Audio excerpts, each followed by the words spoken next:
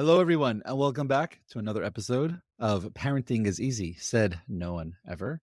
I am your host, Hananya Abraham, and today we have a very interesting topic that we have not talked about yet here, and one that I think many people will really enjoy and learn from.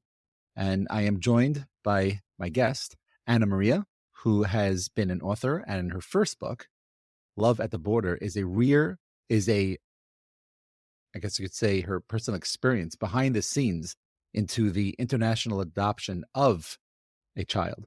She is the mother of right now two young, wonderful women and loves hanging out with them together or separately, depending on any number of different factors. Over the past 20 years, Anna Maria has devoted her time and her talents to many nonprofit organizations focusing on women, girls, and families. He has been an avid reader of adoption books. Anna Maria knew that her journey was extraordinary. And her mission in writing children's books, something that we will be talking about today, is to encourage conversation between adoptive parents and children around trauma, separation, grief, and loss, so that all blended families can thrive. Thank you so much for joining us today, Anna Maria. Thanks so much for having me. So, can you give us a little bit of a background from where not just this book came from, but your journey in becoming a parent and what that was like for you? Well, as with many adoption journeys, ours began with infertility. So we tried for many years to have a child, and it initiated application with an adoption agency. And a few months later, just when we were finished our paperwork, I got pregnant. So we had a beautiful baby girl, but then adding to our family was just another impossibility. So we went back to the world of adoption and kind of picked up where we left off and explored many options. And then just through happenstance, found this agency in the Philadelphia area that was connected to the system in Mexico and proceeded because at that point, our child was older. And I think we thought the time for an infant had passed us by. So, there are so many things to unpack over there. I really want to go first to that initial conversation that spouses will have together regarding bringing up the concept of adopting.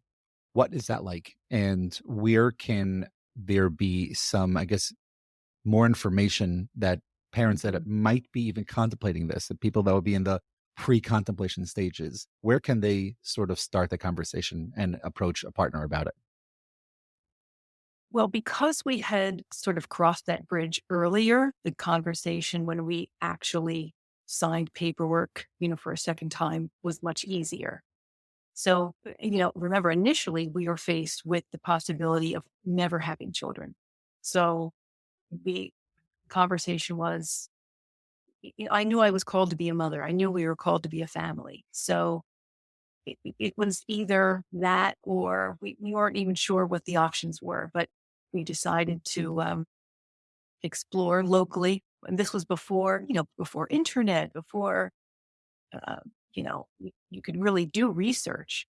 Right. And that's what I would advise any couple thinking about it is really to talk to other couples, other families that have adopted. And that was really the source of our information.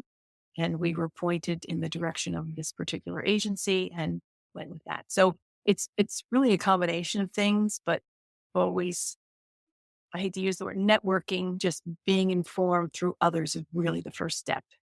That makes a lot of sense. Are there places where people can find the resources? Obviously, today, with having much more connection when it comes to the internet, hmm what would you say are the places that people should be looking for the hmm proper help that would benefit them? I would start local. And I guess the first decision that a couple would make or an individual would make for adoption would be domestic or international.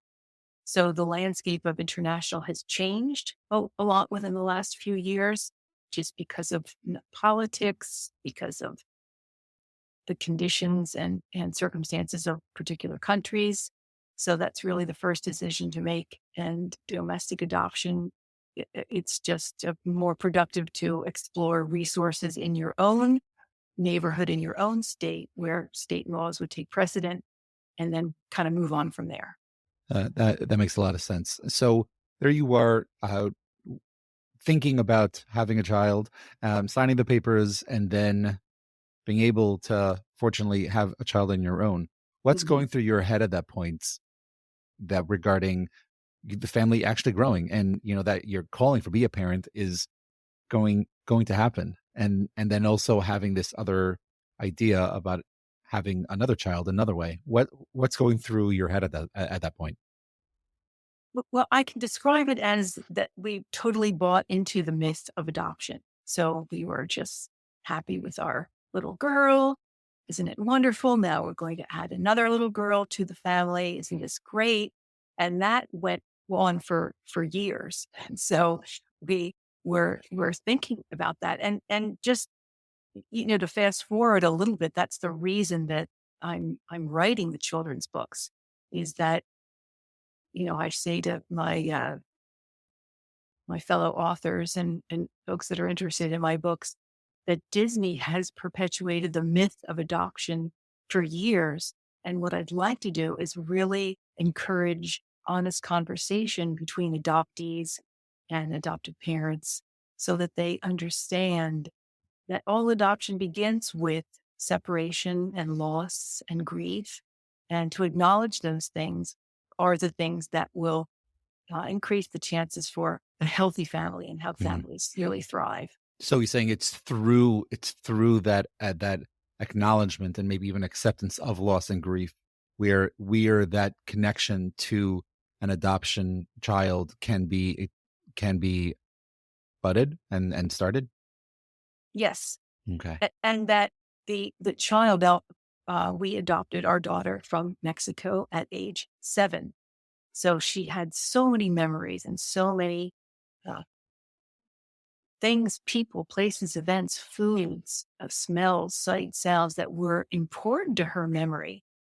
And uh, as depending on, of course, at what age, what adopt a child, those things are all so important to consider and to embrace. And it's part of your child's history. So it took a while, but again, we tried to do that as much as possible and ease that transition. But let me say, it took me a while to figure all that out. I could just imagine. I want to back up over here and just talk about that area that I guess navigating that emotional roller coaster of both not having a child on your own at first, then having Mhm, that mhm. amazing news that you are going to have a child, and then over the next couple of years thinking about okay, adopting a child. There's a lot of emotions that are running through uh, your bones over here, not just within yourself, but within your whole family dynamics. How can one that would be dealing with something similar, how can they manage or cope or deal with those that amazing, but yet very, very difficult emotional roller coaster? Well, it's really a matter of taking one step at a time. So in the midst of after having a child, of course, your whole world becomes that child. So we had not a thought of adoption for years. So the first couple of years, we went back to fertility treatments and were hopeful that we would have another child. And then as time went on, I mean, your whole outlook changes. So you're right. It's a roller coaster. You go from very hopeful to disappointed. And then even a few years into it, we became connected with an agency that after almost a year and a half of having our paperwork, and that takes fingerprints and psychological analysis and interviews and reference letters, they went out of business. So then we had to start all over again. I mean, it was just, you said roller coaster. It was just up and down, and we didn't. It feels like it will never end. So you really have to steel yourself. What is the end game? What is of how important is this family? And we were motivated. We were motivated for finding, adopting a sister. We had requested within the agencies that we were working, we had requested that we be considered uh, for a girl. Excuse me. When it comes to, I just want to focus on that a little bit more over here. How about within the the parents themselves. And, there's so many ups and downs, and this just hearing it from you that you go through the whole system, you're going through all this testing and hours and hours and hours and many dollars as well, and then the company goes out of business, and now you have to start the process all over again, and it could feel very, very lonely. So can you talk a little bit about the parents and what they can do for each other and with each other that can really benefit this journey? Not make it go faster, because I don't think they can, but I think being Right. able Right. to have each other's backs when it comes to this Yes. arduous journey. Well, I have to say that we try to give each other grace and space and not, I realized that because initially we were focused on infertility and that's the kind of a monthly, we'll try this cycle and do this and that. And I was just so focused and determined. And, my husband said, well, let's just, take a break and he was much more common sense, but I was just so intent on success that, um, following the doctor's orders specifically and doing as much research. I mean, back then, getting the phone book and just going to the adoption and calling every single person, every single listing, and it's good to have a partner that can, you know, talk you off the ledge. And we did that for each other a few times. So it's really a matter of knowing, that person better than anyone in the world, and what what does it take to persevere in a situation. You really kind of zero in on that and help each other. Oh yeah. And I could see the partner being such a strong force in that, and really getting the roots down within the family culture that you're wanting to create. That, I think that's a very good point that you're Mhm. saying of having that and talking it out, and having that healthy balance when it comes to space, but yet also being support and also talking off the ledge all Mhm. at the same time. What can people that are in communities that, I guess you could say, are not just more family oriented, but are very, very procreating, and having a culture of uh, kids in general, but yet there are parents that unfortunately are not able to have kids yet, or they don't have kids yet, and they're trying to be in that community. What can you say, that I guess would be beneficial in a way to the couple to continue to be within the communities that they want, but yet also obviously feeling like an outsider based on their family Mhm. dynamics at the Mhm. time? Well, to give yourself grace and space, because there are, events that you can choose to decide to invest your time in. There are many times I mentioned this in my memoir that I was not proud of it, but I began to just shy away from gatherings where, women who had recently had children, and just it was just very difficult. It was just something to get through. And I go back to that phrase, control the controllables, and just see exactly what can I do. So at one point when we were uh, in the midst of all the infertility uh, treatments, I was reading up on things and just again, I tend to just jump in with both feet. I went all herbal and holistic and massages and no caffeine. And 2 months after that, I was pregnant. So I was just trying to do everything that I could in my power. And while at the same time, and also being hypersensitive to folks' comments. You've got to really steel yourself. Oh, That's another reason to kind of limit interactions. But it's uh, thoughtful. People can be very thoughtful. People can be very careless with their thoughts. yeah. So Oh, yeah. it's important to be prepared for that.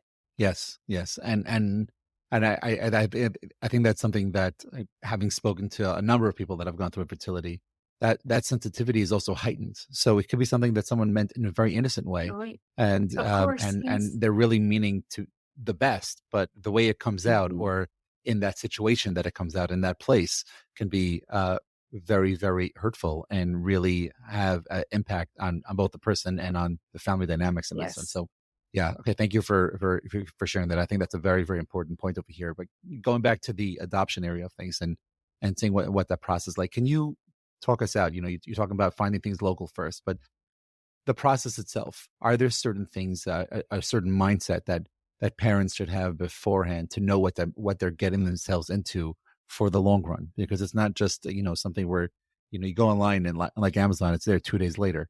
It's something that takes a lot longer. So, what would be, I guess, to say the guidelines for parents that are thinking about, or future parents that are thinking Hmm. about Hmm. doing this process?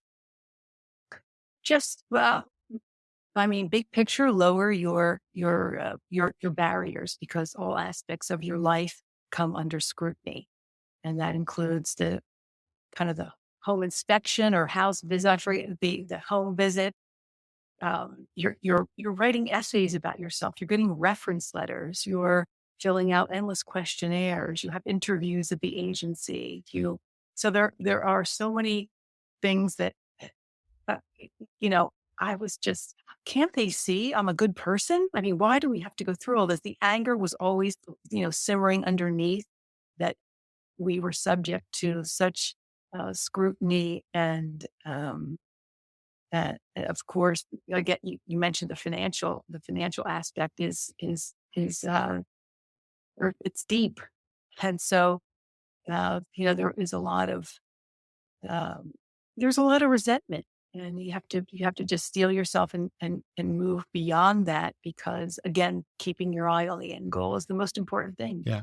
I wanna go back to that point you're talking about with that frustration regarding how having, a magnifying glass on every little aspect, of your life. Can you talk a little bit more about that Mhm. regarding what parents can be aware of or expect when it comes to these inspections, whether it's the psychological, the physical, financial, and household inspections that are going to be coming?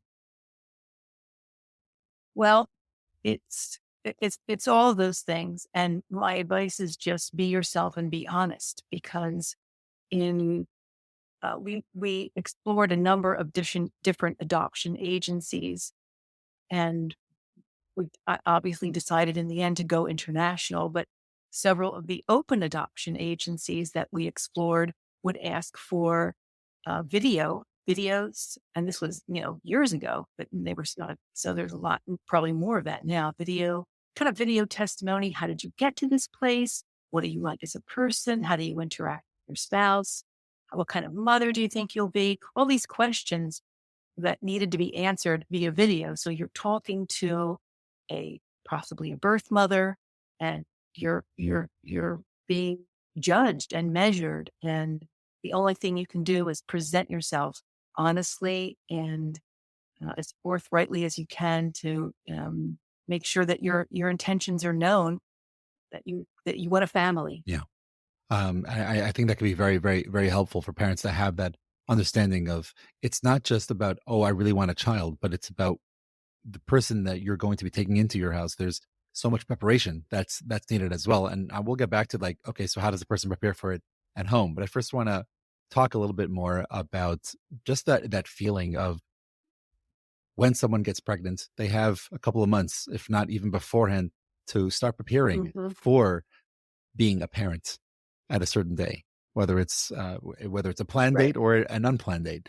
But when it comes to adopting a child, even though you understand that there's a date that you are going to be getting the child, it's a little more instantaneous. Can you talk a little bit about what, and having experienced that, I'm curious what would be the differences or what parents can know about becoming an instant parent without having to go through those labor pains, and how a person can well, even though there are labor pains, but a different type of labor pains when it comes to getting that child. But in general, the difference between going through pregnancy and then becoming a parent, and then becoming a parent without having to go through pregnancy and being an instant parent. Well, it's funny, they say that, um, I had always heard that your mother would recognize her child's cry. And so after I had my daughter, I could hear her crying before she was brought to my room. And you're obviously, there's this bond. But keep in mind we adopted our daughter when she was 7 years old, and we had had a series of calls translated for us uh, when we would call the orphanage every Sunday for almost a year before she came to live with us. And I'm sure she was thinking, who are these people? I mean, they're just so I don't think things were explained to her. So our situation is a little bit different. We were we were somewhat used to, hearing her voice and asking her questions.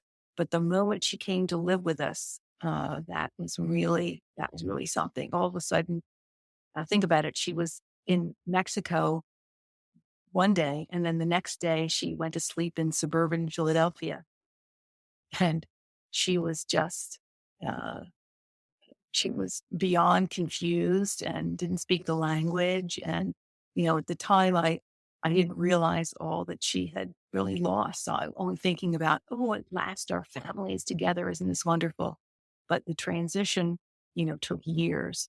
So it really depends on the type of family that you're kind of pulling together. And some happens through marriage, two families come together.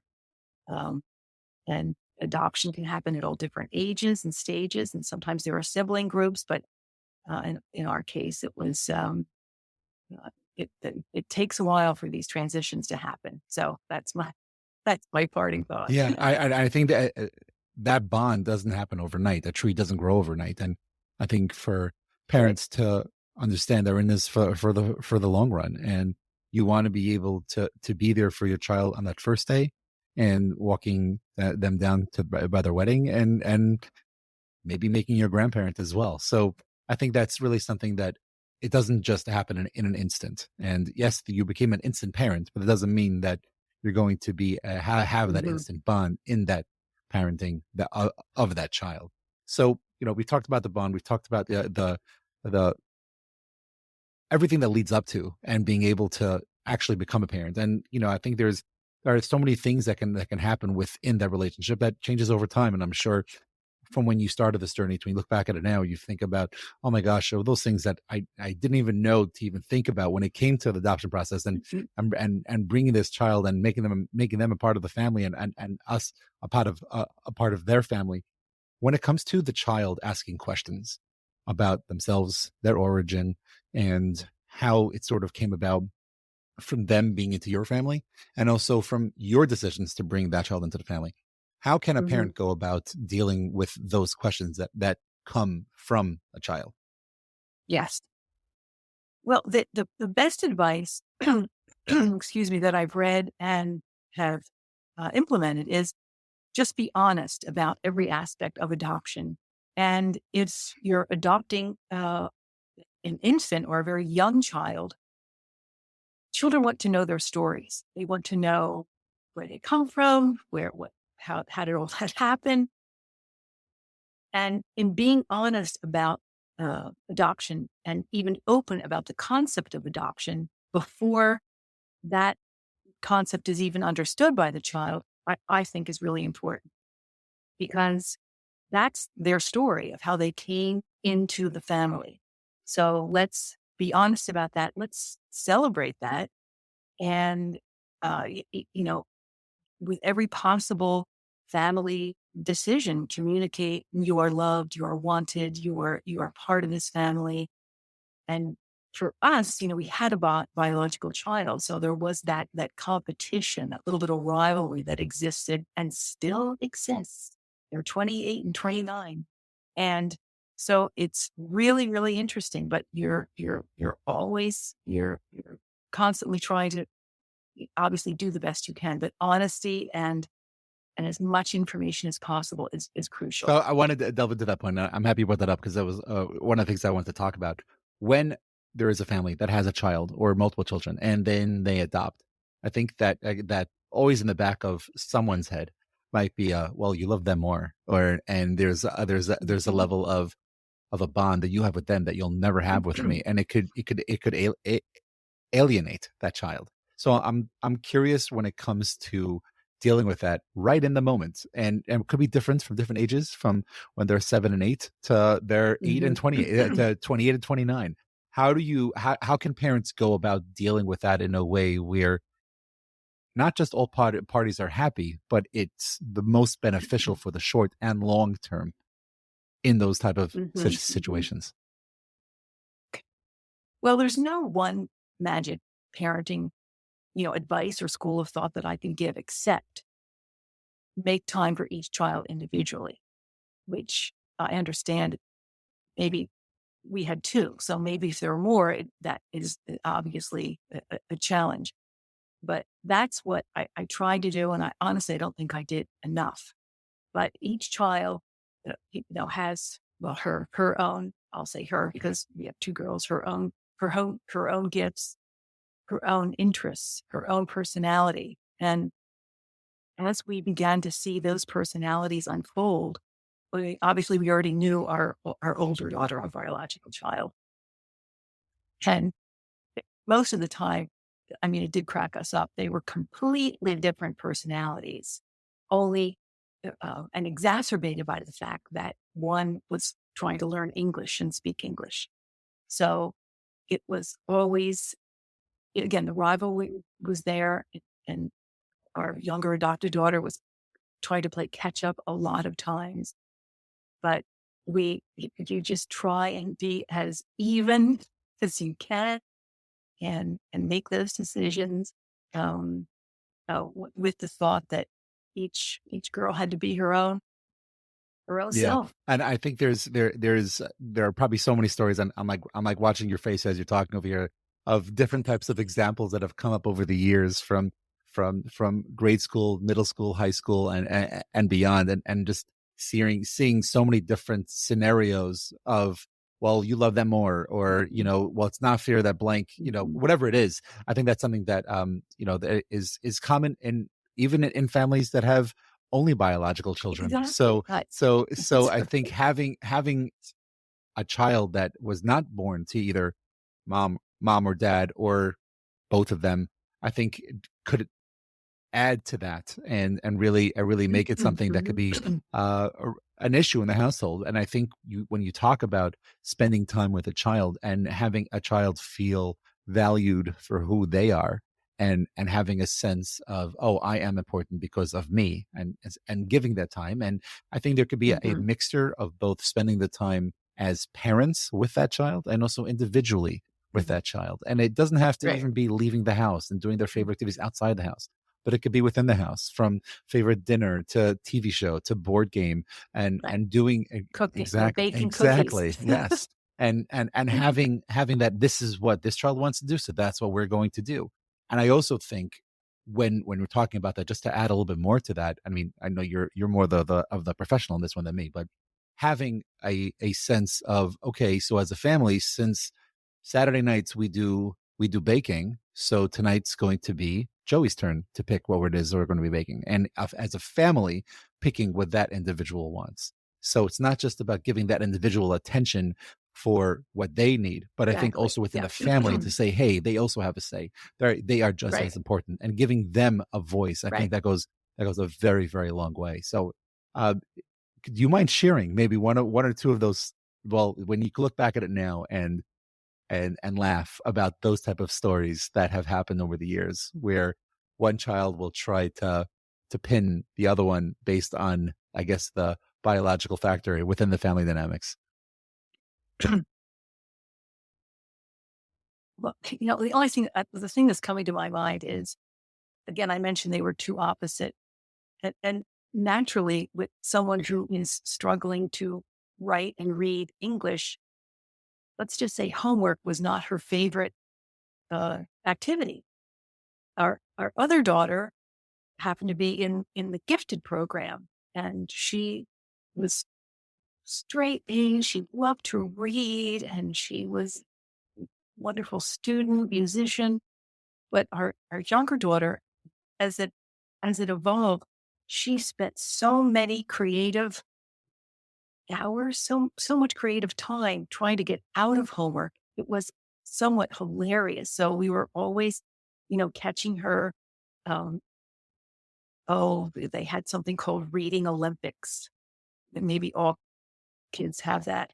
And our older daughter, read all the books, was captain of the reading Olympics team, and her daughter.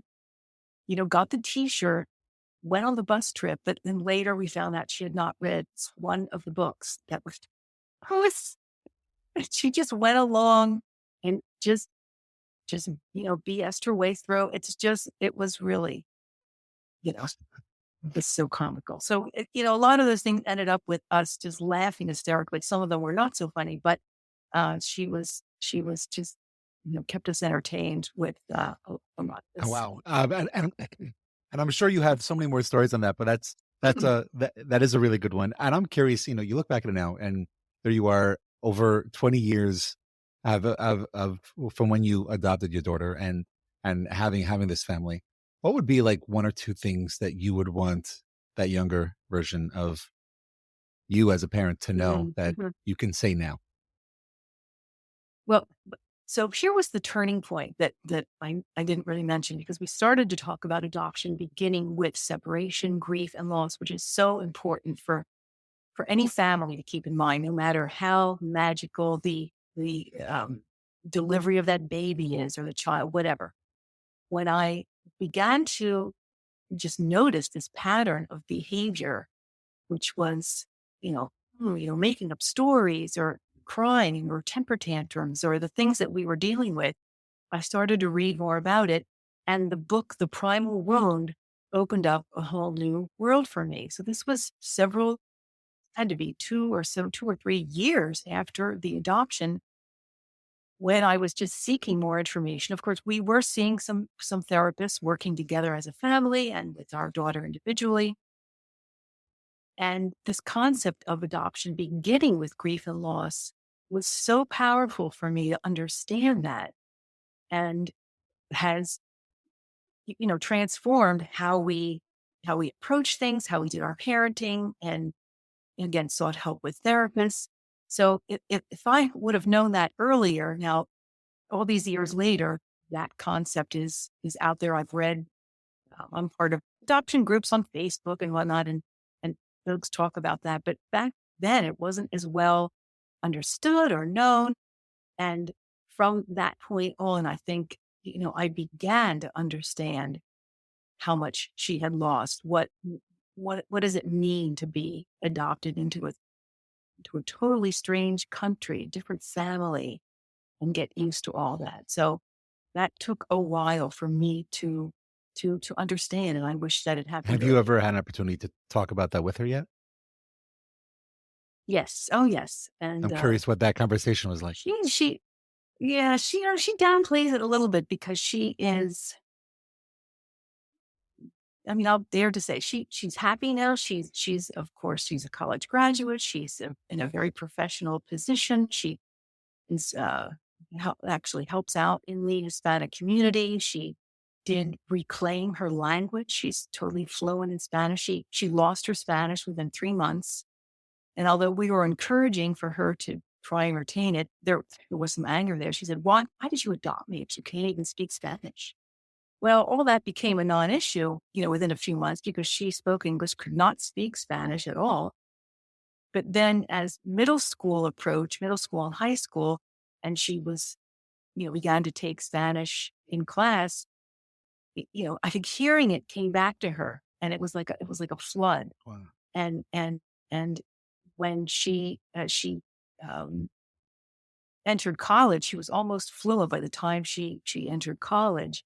And I just saw a complete, change in her, more confident. She, you know, was not as just forthright with all of her personal information. That's great. And I think a lot of where something like that comes from is when a person is looking to have an identity, they'll just have the blinders on in order to get to whatever it is they're wanting to get to. And once they become comfortable in what it is that they're doing, i.e., the family that they're with, and acclimating into a new culture and a new society, so then it's like, okay, I'm good where I am. So now I could be a little more curious about other things. And I think one of the things that you're saying as well Mhm. is we don't necessarily lose a language of our birth.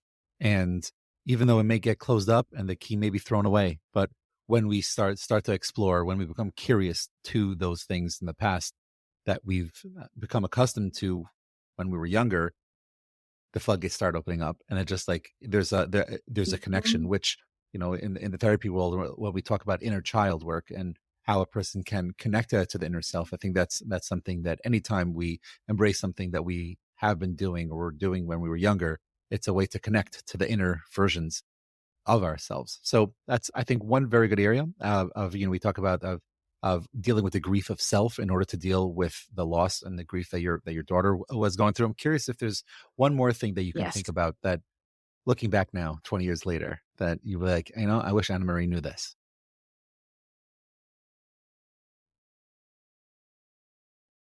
Mhm. That was the well, just finding my voice, I guess, a little bit earlier, because even though I knew these things, uh, it's been so rewarding for me now to write the books and have that message for parents. So, uh, my first book, called Many People to Love, my first children's book, is really about sort of identifying not adoption love, but adoption trauma in the separation. And then How I Wonder Where You Are. It was my second book.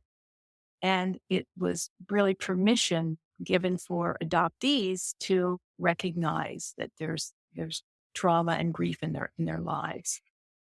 And then the third book, oh, and all of these are actual, events from our family life, uh, is about language and being asked to read out loud in English when English was not her first language. In the book, she crawls underneath the teacher's desk, and that actually happened to my daughter, and she got detention for that. So I didn't realize that until some 20 years later when I'm writing this book. So some of her day to day struggles, I think I could have um, maybe I could have been more Mhm. attentive to those, but now I think I'm really very passionate about communicating these messages to uh, adoptive parents, potential Well, adoptive thank you for bringing that up, because families. I think my next or sort of last two questions to talk about was advocacy and also talking about your books. So you really started on that a little bit here, but just to touch on that a little bit more. So as parents are acclimated and they're in a place where, okay, so now we're a family, and it may be some sort of a blended family or from different cultures and stuff. How Mhm. and where can parents sort of um, look to be an advocate for children and for families that have been adopting? You mean parents who are Yes, adoptive yes, correct. I was parents, or specifically the parents, and because to be a little even more specific here, you talk about storytelling, and I think storytelling is a very, very big part of advocacy work, and being able to make a difference for others. So as you're wanting to help, or as another parent might be wanting to help other parents that could be facing similar challenges when it comes to the different stages Mhm, within mhm. adopting, where can parents sort of look to be that advocate? And I want to hear a little bit about your work that you've done within that as well. Well, connecting, the number of groups on Facebook that are very supportive and encouraging for parents facing any multitude of issues with adopted and foster children. And that's really, I see that as very, very beneficial. There are many um, agencies out there that have adoption coaches for parents anywhere along the journey that are looking for some sort of guidance or support. I've done that on just a pro bono basis, just listening to folks that are kind of either waiting for children but there are psychologists trained as adoption coaches for scenarios that present themselves within adoption families. So if there is I say three things for adoptive families is to really, as I said, network with other adoptive families.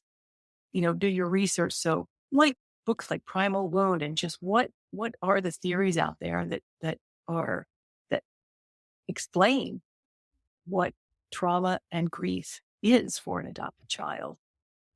And then just, being honest with yourself, with your partner, with your children, where you are on that journey, and then seek, professional help when you do need it. Professionals helped us along the way at various times. We changed therapists, as I said, along the way as our daughter grew and her problems changed. So it was really important that we kind of Yeah, stay that's attuned I to think that. that's a very, very important point of parents realizing, and this applies to I think to all of us, not just not just adoptive parents, of for what your child needs and for what you might need if you're going to be seeking professional help for it. Different situations and different stages and different times in your life call for different therapists, and you don't get a prize for being with your therapist for long periods of time. And Right. I think that's Right. something that, as a therapist myself, that's something that I talk about because you have to do what's best for you, and obviously what's best for your child. And I think that's a very, very important point when it comes to this, as a person is seeking to help and finding those people that could be coaches to help them within this journey. So that goes it goes a very long way to know that you have the right to switch therapists at any time, and I'm a very big advocate of that. So thank you for sharing that and for validating me in that sense. I do want Yeah. to say Yeah. I No, do want that to say was one very thing helpful. regarding the trauma aspect of things, and something that I talk about in my office a lot when it comes to when I'm giving workshops or talking about trauma, or how a person accepts or how they experience trauma is different in every single person. And I think it's important for people to know that most traumas happened because of or through relationships. And it's also through relationships that we heal from trauma. So a child that is being brought into a new country, it's brand new. There's a relationship that didn't work out in a certain way, whatever it is, and now they're going to a new place. That's very, very difficult for a child. But the best form of treatment for that child is through relationships, and to enhance and to work on those relationships. I think is a very, very important point. And talking about it and Mhm, having that mhm. something that is out on the table and being able to, like you were just saying before, you wish you could have been there a little bit more for those mundane everyday things that your daughter needed. It's through those little connections and through those relationships that we are able to help others heal from the traumas, and hopefully ourselves being able to heal from our traumas as well. So Mhm, that's a mhm. very, very good point. So thank you for bringing that up.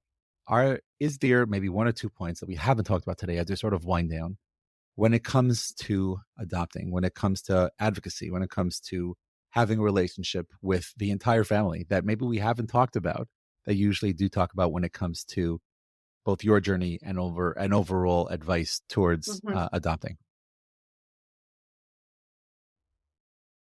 Well, one thing we haven't talked about is when you say the word orphanage, maybe there's a certain image that's in your mind. And because our daughter came to us at 7 years old, we had the privilege or the luxury of seeing and experiencing her world prior to living with us. So we went to the orphanage, and much to our uh, surprise, delight, relief, the women in the orphanage were the most loving and caring uh, women that you could possibly hope for a child that you're planning to add to your family. For many years, we still keep in touch with these women. The director of the orphanage, she's done tremendous things in Mexico, changing how children are cared for in Mexico. She no longer participates in adoption, but the rules and the laws around adoption in Mexico have changed. So that's kind of neither here nor there. But um, our daughter was able to do a study abroad program in Mexico, and had been in touch, and through Facebook has been in touch with many of the children where she knew. And so it's really important to just understand, whether it's an infant or a child at any age, to understand the environment and the circumstances of um, uh, their birth, their childhood, their toddlerhood before they come to she Wow. comes to Okay. your home. Thank you so much for that. As we wind down over here, and you did say really funny story when it comes to your daughter and stuff. So it's usually one of the questions I usually like ending with. So just two short questions over here. First for you, is there a book or a podcast or someone that people can follow just that's not your own that people can get more information from when it comes to learning about the process of adoption? Well, uh, there's a newsletter that I get, gift. Oh, geez. Um, Growing Intentional Families Together gift. And it's run by some psychologists that specialize in adoption. I think they have adoption coaching. And, and there's also a woman, Pamela Karnikova, who is an adoptee. And there are many adoptees now that, again, that are in all these Facebook groups who are trying to bring more attention to the concept of grief and loss and just the healing that adoptees need to just what needs to be processed for them to be to live their lives. And every adoption is unique, just as you said, the trauma and every adoption is unique. So I'm not generalizing, but everyone adoptees need to come to that place of acceptance, and how they do that is there's, as I said, this uh, woman, Pamela, it's Karnikova, and I'm not going to try and spell that, but she is an adoptee that has kind of a robust presence online and has a lot of good food for thought Okay. for And adoptees. we will try to get a hold of these and post links to it in the show notes description. The website for the newsletter is giftfamilyservices.com. And you can sign up for the letter over there, and we will put show notes in there. My last question for you today, and I'm sure we could talk for much longer than we have today so far, but if there would be a mundane, regular superpower that you would like to have as a mom, what would that be?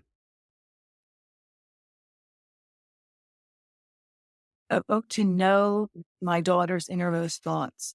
To read your daughter's minds. To Yeah. read their minds, of course. Yes. What are they actually thinking? 'Cause, I mean, things change. They're off on their careers now.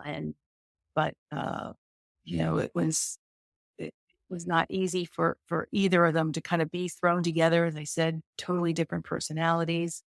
And, but they're close in a funny way. The older one just got married, and, they- they're, they're, they're different, but they're close. They're not close. So we're still evolving, Amazing. which is kind of Well, this has been an absolute cool. pleasure. And where can people find more about you and your books? Yes. Well, my website has a lot of information, pictures, and some of the resources that I provide for those connected to that are interested in children's books. My website is amdidio.com. That's my name, amdidio.com. And I have a little bit more about our story, as I said, some photos from Mexico, and connections, links to podcasts and some of the articles I've written on Medium. So there's lots there to explore, as well as links to purchase the books on Amazon and Barnes and Noble. And if you like the books, please leave a review. I'd love to hear Amazing. your thoughts. Well, Anna Maria, thank you so much for joining us today. Thank you so much for having me. Thank you.